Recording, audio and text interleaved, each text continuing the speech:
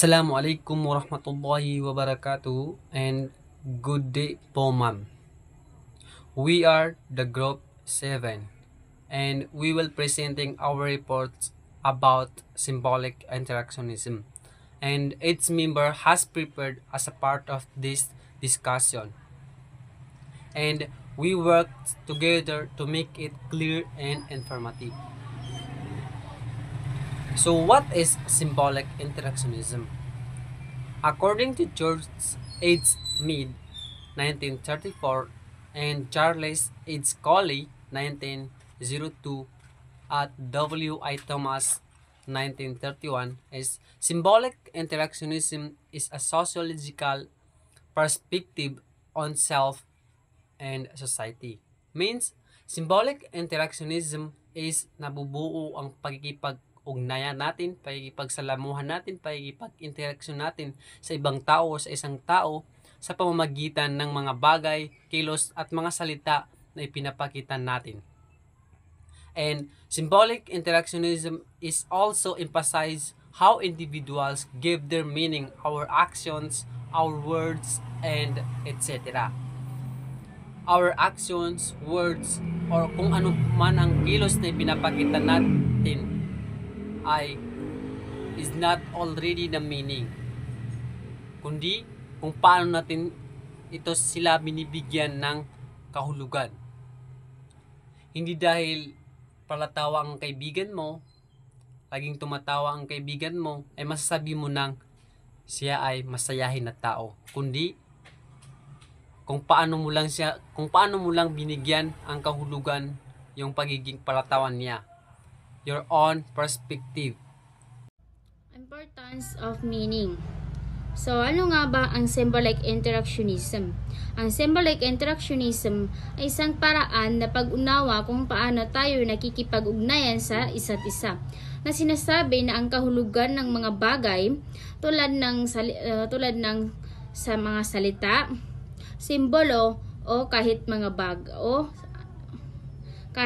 bagay ay nagmumula sa ating pakikipag-ugnayan sa ibang tao.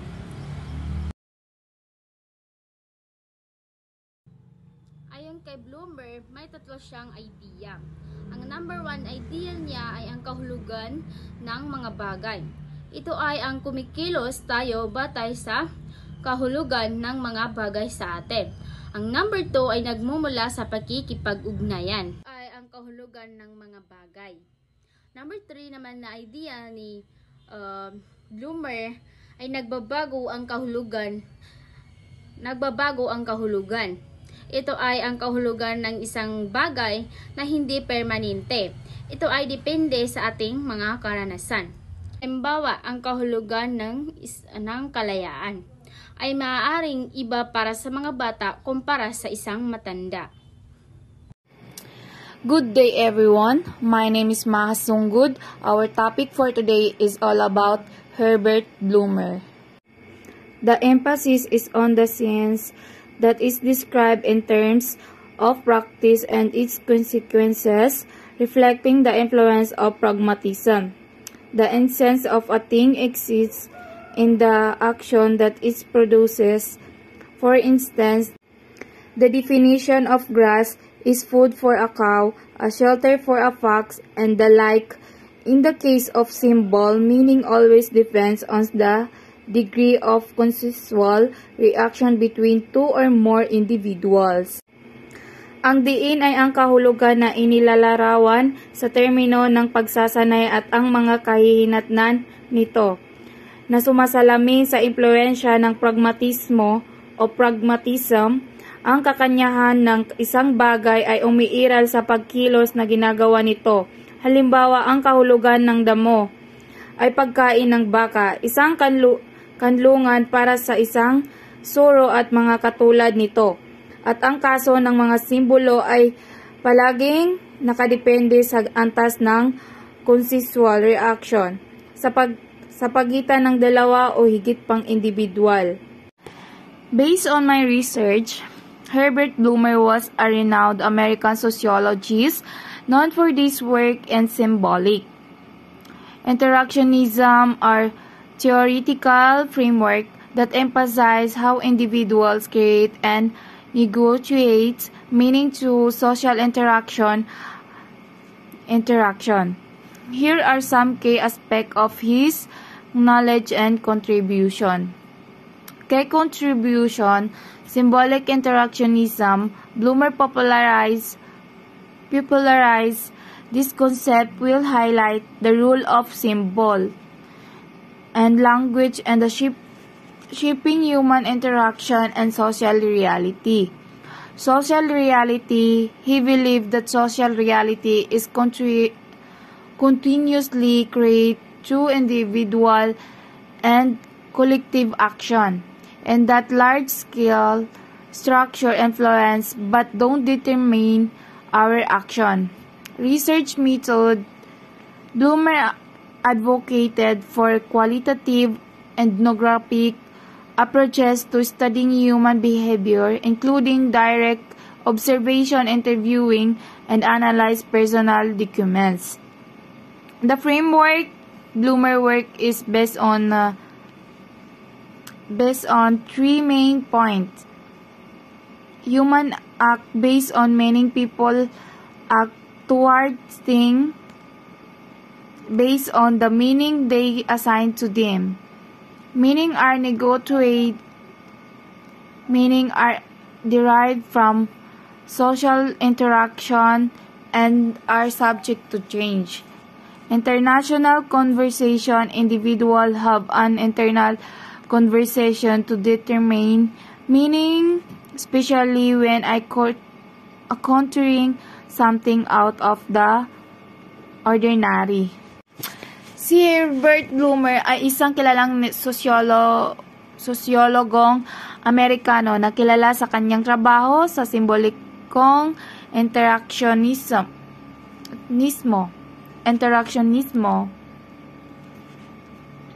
Isang theoretical na balangkas na nagbibigay diin sa kung paano lumikha at pakikipag-ayos ang mga individual. Ang mga kahulugan sa pamamagitan ng mga pakikipag-ugnayan, panlipunan. Narito ang ilang mahalagang aspeto ng kanyang kaalaman at kontribusyon. Mga pangunahing contribution, symbolic interactionism. Pinasikat ni Bloomer ang konseptong ito na nag-highlight sa papel ng mga simbolo at wika sa paghubog ng interaksyon ng tao at panlipunan realidad. Social reality. Naniniwala siya na ang social reality ay patuloy na nilikha sa pamamagitan ng individual at kolektibong pagkilos at ang malakihang intraktura ay nakaka-impluwensya, ngunit hindi ito tinukoy ang ating mga aksyon, mga paraan ng pananaliksik. Iminungkahi ni Bloomer ang husay etnograpikong mga diskarte sa pag-aaral ng pag-uugali ng tao, kabilang ang direktang pamamasid, pakikipanayam, at pagsusuri ng mga personal na dokumento. Theoretical framework. Ang gawa ni Bloomer ay batay sa tatlong pangunahing punto. Human act based on meaning. Ang mga tao ay kumikilos tungo sa mga bagay batay sa mga kahulugang ibinibigay nila sa kanila. Napag-usapang ang mga kahulugan. Ang kahulugan ay hungo sa pakikipag-ugnayan sa lipunan at meaning pagbago, international na pag-uusap.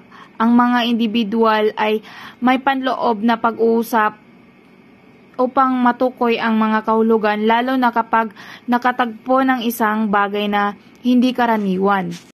Weber concept of symbolic interactions focus on meaning, social interactions, and action based on meaning.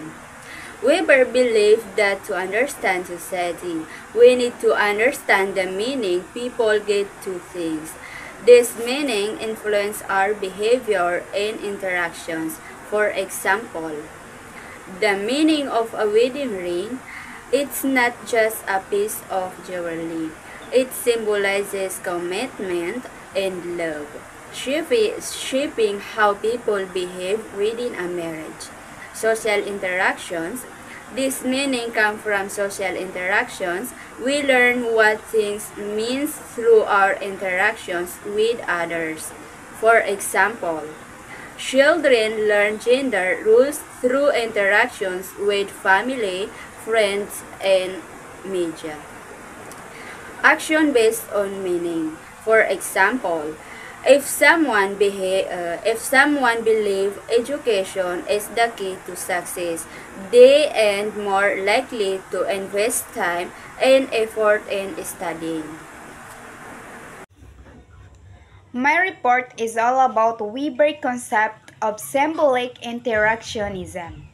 Weber's study of industrial life considered on the ideas of rationalization. A logical culture is based on rationality and productivity, rather than ideology or practice.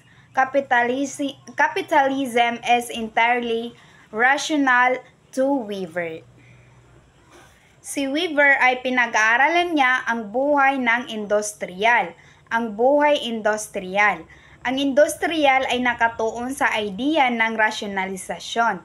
Ang isang lohikal na kultura ay nakabatay sa rasyonalidad at pagiging produktibo sa halip na ideolohiya o praktika. Ang kapitalismo ay lubos na rasyonal kay Weber. Assalamualaikum warahmatullahi ta'ala wabarakatuhu. Ako nga po pala si Johara Do Sulaiman. Ngayon tatalakayin ko ang symbolic interactionism ni Max Weber. Ayon kay Weber, mahalaga ang kasarian, ranggo at kapangyarihan sa lipunan. Nakita niya na ang lipunan ay may politikal na kahulugan at nahati ito sa may-ari at empleyado. Ang katayuan ng isang tao ay nakabatay sa trabaho, pamilya o pananampalataya, hindi lang sa pera. Ang katayuan at antas ng isang tao sa lipunan ay nakakaapekto sa kanyang lakas at ideya. Sa madaling salita, ang symbolic interactionism ay tungkol sa kung paano tayo nakikipag-ugnayan at gumagamit ng mga simbolo para maunawaan ang ating sarili at ang lipunan.